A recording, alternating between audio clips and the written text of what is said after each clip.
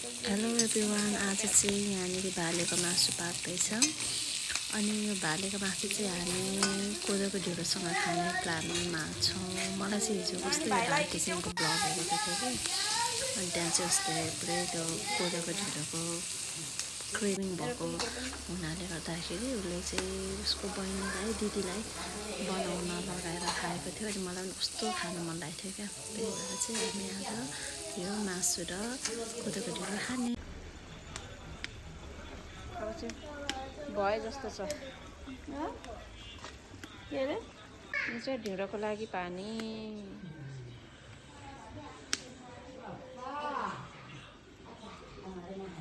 खानु आँट्यो ढिँडो अनि त्यो पानी त धेरै हुन्छ त सानो बोलेको म त बोला है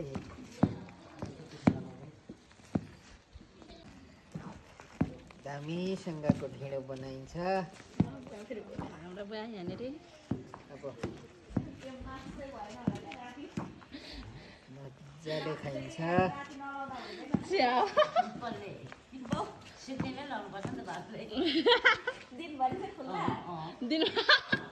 दिनभरि खुल्ला पाक्नुहुन्छ कि अब रातभरि तपाईँ दिनभरि नै लगाम बुवा ढिँडो के अरे पिठो पर्दैन पनि होइन गिलो हुन्छ होला हौ गिलो हुन्छ। थोरै थोरै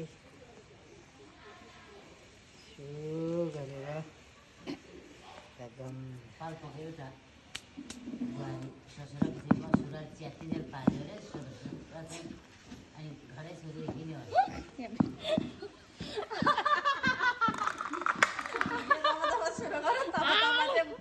साह्रो साह्रो बोल्नु पर्ने अनि भिडियो नभएको बेलामा चाहिँ सानो बोल्नु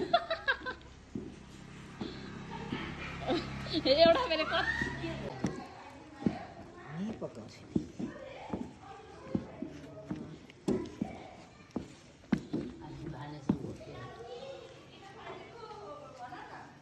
चिसो फ्रिजको त नखाइदिनु है।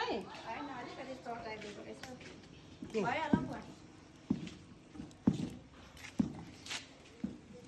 भएको छैन नि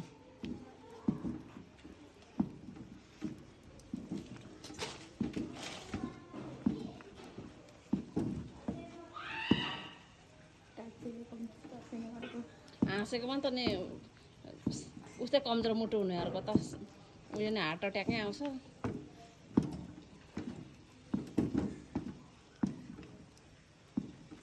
माथि घरमा पनि खोर्सानी आज ढिँडे पनि टोक्नु पर्थ्यो।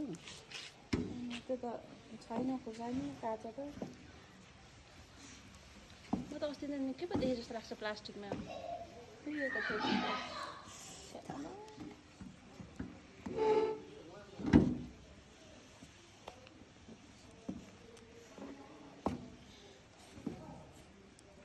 चिन्ता केही पनि छैन नि।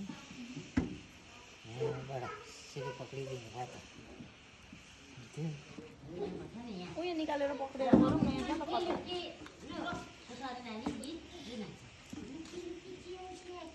ऊ यहाँनिर गरौँ। यहाँ हाम्रो यम्मी ढिँडो रेडी हुँदैछ। भाँचेर चाहिँ कसले खुचा गर्छ खुट्टा भाँचेको चाहिँ जाने बन्द भयो होला त्यो मान्छे पनि छ नि बुवा हेर्नु त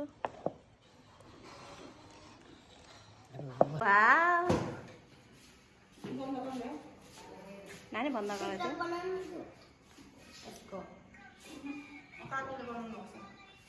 ढिँडो खाएको ए पस्कियो भइसक्यो ल चाहिँ यता आउनु खानै जानेन